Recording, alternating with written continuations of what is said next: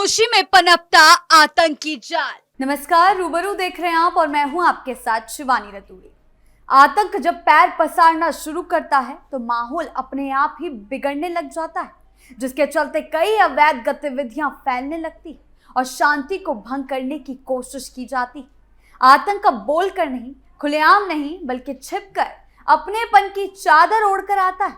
विश्वास की चपेट में लेकर ब्रेन वॉश किया जाता है। अपनी तरह देश के खिलाफ गद्दारी करने के लिए वर्गलाया जाता है। दंगे की साजिश, नेटवर्क को बढ़ा करना इन लोगों का मेन मकसद होता है।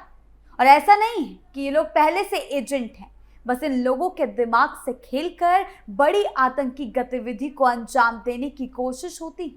क्या कुछ चल रहा है, आइए जानते हैं विस्तार से। मेडिकल स्टूडेंट या मास्टरमाइंड, आईएसआईएस मॉड्यूल का बड़ा खुलासा। लखनऊ में जब पिछले दिनों एटीएस ने आईएसआईएस आतंकी संगठन के लिए काम कर रहे एक मेडिकल स्टूडेंट हारिस अली को दबोचा तो परत दर परत एक ऐसा खौफनाक नेटवर्क सामने आया जिसने सिर्फ एक आरोपी नहीं बल्कि पूरे छिपे हुए आतंकी जाल की कहानी खोल दी। एक मेडिकल स्टूडेंट के चेहरे के पीछे छुपे इस नेटवर्क ने देश के अंदर बैठे कई संदिग्ध कनेक्शन को उजागर किया है, जहां डिजिटल दुनिया, कट्टर विचारधारा मिलकर एक बड़े खतरे की कहानी लिख रहे थे। अब इस खुलासे ने सुरक्षा एजेंसियों को चौकन्ना कर दिया, क्योंकि कहानी सिर्फ एक गिरफ्तारी की नहीं, उस नेटवर्क की है जो चुपचाप इस तरह फैल रहा था कि दीमक की तरह पूरे देश को खोखला करने की साजिश कर रहा था। क्या कुछ खुलासे हुए हैं, देखिए रिपोर्ट। 50 युवाओं को जोड़ने की साजिश। आईएसआईएस आतंकी संगठन के लिए काम कर रहे मेडिकल स्टूडेंट का 50 आतंकी तैयार करने का टारगेट मिला था। इसके लिए वो 10 हैंडलर की मदद से काम कर रहा था। एटीएस ने मुरादाबाद से गिरफ्तार हारिस अली को रिमांड पूरी होने के बाद न्यायालय में पेश कर जेल भेज दिया। 5 दिन चली पूछताछ में हारिस ने कई चौंकाने वाले खुलासे किए हैं। एटीएस की पूछताछ में सामने आया कि हारिस का नेटवर्क सिर्फ उत्तर प्रदेश तक सीमित नहीं था, बल्कि बिहार, दिल्ली और पंजाब तक फैला हुआ था। उसने कुल 10 ऐसे सहयोगियों के नाम बताए, जिनमें 4 यूपी के रहने वाले हैं, जबकि 6 अन्य अलग अलग राज्यों से जुड़े हैं। इन सभी को देश में आतंकी गतिविधियों को अंजाम देने के लिए फंडिंग की जा रही थी। एटीएस अब इन सभी संदिग्धों की तलाश में जुट गई है। जांच में यह भी सामने आया कि हारिस अली मुरादाबाद के मेडिकल कॉलेज में डेंटल सर्जरी की पढ़ाई कर रहा था। पढ़ाई के साथ साथ वो आईएसआईएस के लिए काम कर रहा था और युवाओं को अपने नेटवर्क से जोड़ने का काम करता था। एटीएस ने उसे पिछले हफ्ते मुरादाबाद से गिरफ्तार किया। पूछताछ के लिए 5 दिन की रिमांड पर लिया गया था। 50 से ज्यादा युवाओं को जोड़ा। पूछताछ में हारिस ने बताया कि उसने इंटरनेट मीडिया के जरिए 50 से ज्यादा युवाओं को अलग अलग ग्रुपों में जोड़ा था। इन युवाओं को धीरे धीरे संगठन की विचारधारा से प्रभावित कर ब्रेन वॉश किया जा रहा था। उन्हें आतंकी गतिविधियों के लिए तैयार किया जा रहा था। उसने ये भी कबूल किया कि आईएसआईएस ने उसे उत्तर प्रदेश, बिहार, दिल्ली और पंजाब में 50-50 युवाओं को ग्रुप तैयार करने का लक्ष्य दिया था। एटीएस को हारिस के लैपटॉप से कई ईमेल मिले। इन ईमेल के जरिए वो आईएसआईएस के एजेंट को देश से जुड़ी संवेदनशील जानकारियां भेज रहा था। उसने कुछ महत्वपूर्ण जगहों की तस्वीरें भी एजेंटों को भेजी थी, जो सुरक्षा के लिहाज से संवेदनशील है। सीधे संपर्क में रहने वालों को दी जानकारी। हारिस ने पूछताछ के दौरान उन युवाओं की जानकारी दी है जो सीधे उससे संपर्क में थे और सक्रिय रूप से उसके साथ जुड़े हुए थे। एटीएस इन इनपुट्स के आधार पर नेटवर्क को पूरी तरह ध्वस्त करने की रणनीति पर काम कर रही है। देश के खिलाफ रची जा रही साजिश। यूपी एटीएस ने बड़ी कार्रवाई को अंजाम देते हुए इस नेटवर्क का खुलासा किया था और इस आतंकी को गिरफ्त में लिया। लेकिन अब इस मामले में नए नए राज जिस तरह से खुल रहे हैं, वो दिखाता है कि कैसे एक बड़ी आतंकी गतिविधि की तैयारी ये मेडिकल स्टूडेंट कर रहा था। आखिर इस मामले की जानकारी कहां से मिली, कैसे इस हारिश को दबोचा गया, क्या इसके खिलाफ कार्रवाई हुई और इससे जुड़े और कितने लोगों पर शिकंजा कसा गया, इसका नेटवर्क कितना बड़ा था, ये कहां तक फैला हुआ था और ये कैसे कैसे इस संगठन की चपेट में आया, देखिए रिपोर्ट। युवाओं को बनाया जा रहा था टारगेट। यूपी एटीएस को मुरादाबाद में पिछले दिनों बड़ी सफलता मिली। एटीएस ने प्रतिबंधित आतंकी संगठन आईएसआईएस के ऑनलाइन मॉड्यूल से जुड़े बीडीएस के 19 साल के छात्र को गिरफ्तार किया।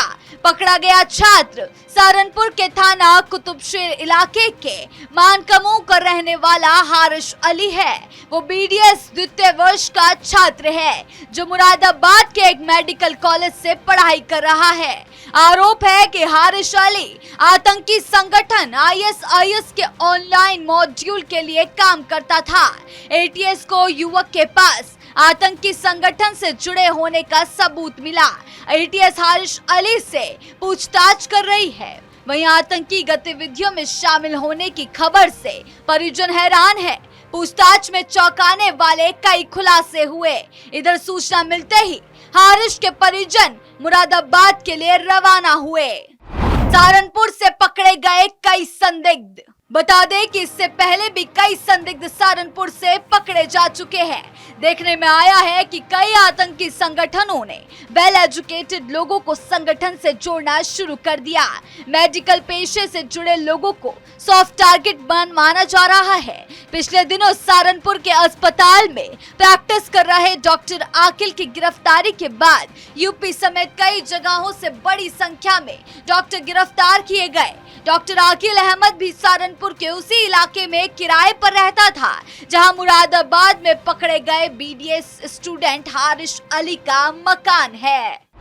आईएसआईएस का सक्रिय सदस्य हारिश की रविवार को हुई गिरफ्तारी के बाद एटीएस ने प्रेस नोट जारी कर बताया कि वो उत्तर प्रदेश सहित भारत के अन्य राज्यों में प्रतिबंधित आतंकी संगठन आईएसआईएस के आतंकी मॉड्यूल के सक्रिय सदस्यों के रूप में काम कर रहा था। लोगों को भड़काने, देश विरोधी गतिविधियों में शामिल होने और ग्रुप्स बनाकर आतंकी गतिविधियों में लोगों को शामिल करने के लिए वो प्रेरित करता था। हारिश का नेटवर्क भारत के साथ साथ पाकिस्तान और विदेश के अन्य हैंडलरों के साथ भी था। भारत में आईएसआईएस के आतंकी मंसूबों को पूरा करने के लिए अल इत्तेहाद मीडिया फाउंडेशन ग्रुप भी बनाया था। हारिश ने बताया कि वो लोकतांत्रिक व्यवस्था को नहीं मानता और शरिया कानून लागू कर खिलाफत व्यवस्था जो आईएसआईएस का एकमात्र मकसद है को जंग-ए-जिहाद कर स्थापित करना चाहता था, जिसके लिए ग्रुप्स में लोगों को फिदायीन हमले करने के लिए प्रेरित करता था। देश की सुरक्षा पर बड़ा खतरा, एटीएस के रडार पर संदिग्धों की लिस्ट। आज सोशल मीडिया प्लेटफॉर्म का कुछ लोग खतरनाक तरीके से इस्तेमाल करने में जुटे हुए हैं। इंटरनेट की आड़ में ऐसे तत्व एक्टिव हो गए हैं जो भड़काऊ वीडियो, झूठी कहानियों और नफरत भरे मैसेजों के जरिए समाज में जहर घोलने की कोशिश कर रहे हैं। खास बात यह है कि ये सब कुछ बहुत एक तरीके से किया जा रहा है, कभी बंद ग्रुप्स में, कभी निजी चैट के जरिए, तो कभी ऐसे कंटेंट के जरिए जो दिखने में तो नॉर्मल लगते हैं लेकिन धीरे धीरे लोगों के मन में गलत सोच भरने का काम करते हैं। योगी आदित्यनाथ अक्सर जिहादी मानसिकता के खिलाफ सख्त कार्रवाई की बात करते हैं। इसका मतलब ये है कि वो उन लोगों के खिलाफ कदम उठाने की बात करते हैं जो कट्टर सोच रखते हैं, समाज में डर, हिंसा या नफरत फैलाने की कोशिश करते हैं। उनका साफ कहना है कि ऐसे लोगों पर कड़ी कार्रवाई जरूरी है ताकि आम लोग खुद को सुरक्षित महसूस कर सकें और प्रदेश की शांति भंग न हो। खामोशी में छिपा शोर, चेहरों के पीछे छिपे चेहरे और साजिशों का वो जाल जो नजर तो नहीं आता लेकिन देश की नींव हिला देने की ताकत रखता है। हमारे बीच ही हमारे जैसा बनकर भरोसे का नकाब पहनकर घूमते ये लोग कब गद्दारी की हदें पार कर जाएं, इसका अंदाजा लगाना भी मुश्किल है। हर खुलासा एक नया सवाल खड़ा करता है, हर गिरफ्तारी एक नई साजिश की तरफ इशारा करती है। सवाल ये है कि कैसे ये लोग बहकावे में आ जाते हैं, पैसे के लालच में आ जाते हैं। इनकी सोच किस हद तक गिर जाती है कि ये अपने ही देश की सुरक्षा के साथ खिलवाड़ करने की कोशिश करते हैं आतंकियों के साथ मिलकर। आज हर दूसरे कोने में एक ऐसी कट्टरपंथी सोच का खुलासा होता है जो अपनी जहरीली मानसिकता से समाज पर असर डालने की कोशिश करता है और माहौल को बिगाड़ने के मकसद से हर वो गतिविधि करता है जो प्रदेश के माहौल को भड़काने के लिए काफी। आज ऐसी विचारधारा देश में पनप रही है जो चंद पैसों के लिए देश की सुरक्षा को खतरे में डालने का काम करते हैं। देश से जुड़ी पर्सनल इंफॉर्मेशन से लेकर लोगों के ब्रेन वॉश करने तक हर एक्शन से समाज में जहर घोलने की कोशिश ये लोग करते हैं। लेकिन अब इतनी आसानी से इनके रैकेट्स नहीं चल सकते। योगी आदित्यनाथ ने सख्त चेतावनी दे दी कि अगर कट्टरपंथी विचारधारा के ये लोग अपने फायदे के लिए ऐसी साजिश को अंजाम देने की कोशिश करेंगे तो उसे बख्शा नहीं जाएगा। उन्हें जड़ से उखाड़कर उनके पूरे नेटवर्क को ध्वस्त किया जाएगा, कार्रवाई की जाएगी, उनके काले कारनामों की पोल खोली जाएगी, साथ ही उनकी काली कमाई को भी मिट्टी में मिलाया जाएगा। हर नए खुलासे से पता चलता है कि ये नेटवर्क कितना बड़ा और खतरनाक है। लेकिन ये साफ कर दिया गया है कि चाहे कोई कितनी भी जड़ें जमा ले, उसके खिलाफ सख्ती से कार्रवाई की जाएगी। आपकी इस बारे में क्या राय है, हमें कमेंट सेक्शन में जरूर बताएं। धन्यवाद।